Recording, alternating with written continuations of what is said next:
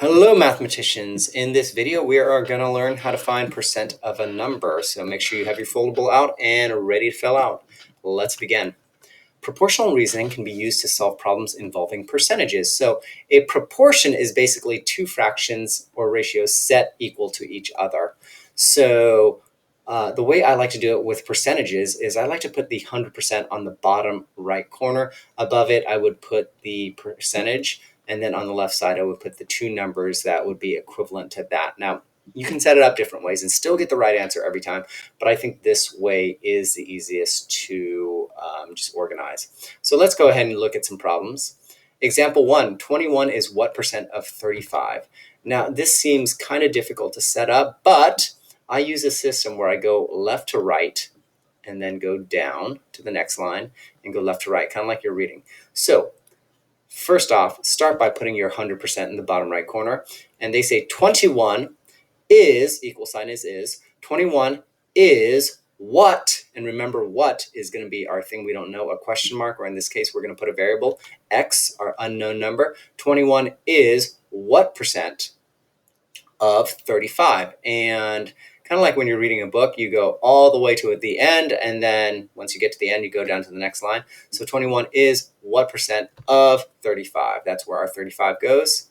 So what we do from here is we do some cross multiplication. So 35 times x, 21 times 100, or you could have done 21 times 100 and then 35 times x. Either way, this is what I get. So 35 times my mystery number is going to equal 21 times 100. I can't simplify this because 35 times x is 35x. 21 times 100 can be simplified. That just equals 2100. And from here, I need to figure out 35 times what number equals 2100. The easiest way to figure this out is not to just put in a bunch of random numbers and then hope you get 2100, but to basically divide 2100 by 35. So what we do with algebra is we divide both sides by 35. This cancels out because 35 divided by 35 is 1. And we should have 1x equals 21 divided by 35, which is 60. And remember, this is a percent on this side, so our answer is 60%, not just 60, but 60%.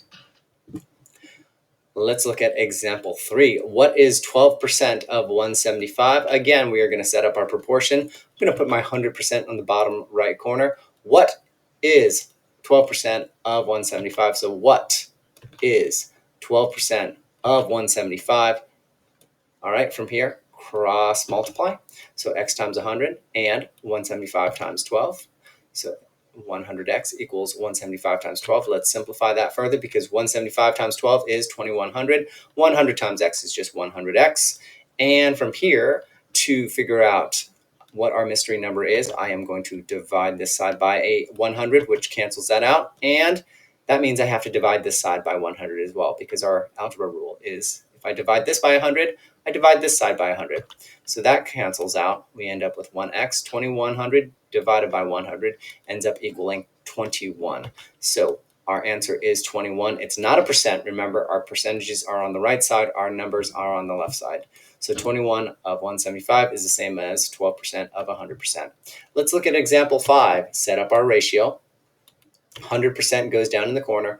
9 is 45% of what number? So 9 is 45% of what number? What number is going to be the x? Again, cross multiply.